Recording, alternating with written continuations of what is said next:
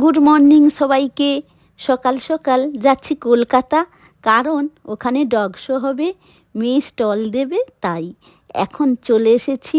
দাদুন তার পাপার কোলে হয়ে যাচ্ছে আর দেখছে কোথায় এলাম।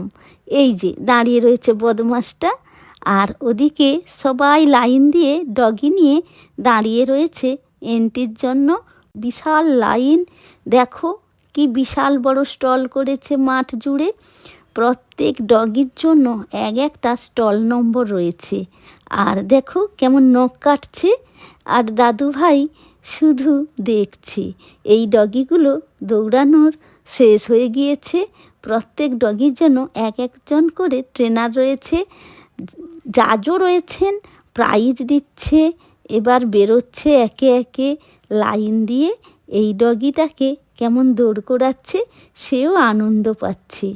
আর এই ডগিটা এখন মাঠে ঢুকলো, এবার এদের ডাক পড়েছে, ঢুকবে।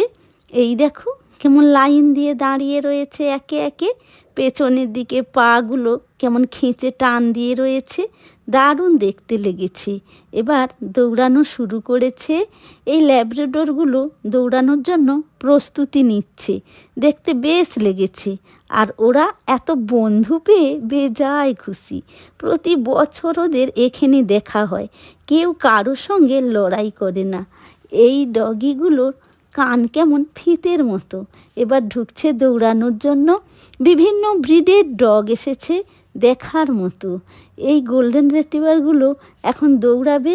এরা 3 রাউন্ড করে দৌড়ায়, সবশেষে কেউ কেউ প্রাইজ পায়। এই ডগিটা আমাদের পাশে স্টলে রয়েছে সারা দিন, সব থেকে লম্বা বড় দেখতে। ওর এক বন্ধু এসেছে, তার নাম শুধালো, তারপর বন্ধুত্ব করে নিল। কি সুইট বেবি ওদের ডগি, তাই ও জল খাওয়াচ্ছে কেমন, আমিও সেই সুযোগে একটু আদর করে নিলাম। এইটা মেয়ের দোকান, লিটল পনিটেলস।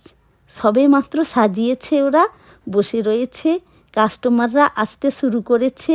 আবারও লোকজন এসেছে, দেখছে সবাই, দরদাম করছে। এখন কমিটি থেকে ব্যাগ দিচ্ছেন ইনি। দুপুরে লাঞ্চের ব্যবস্থা ছিল, সুব্যবস্থা ছিল। এখন সন্ধে হয়ে গিয়েছে, বাড়ি ফেরার পালা। সবাই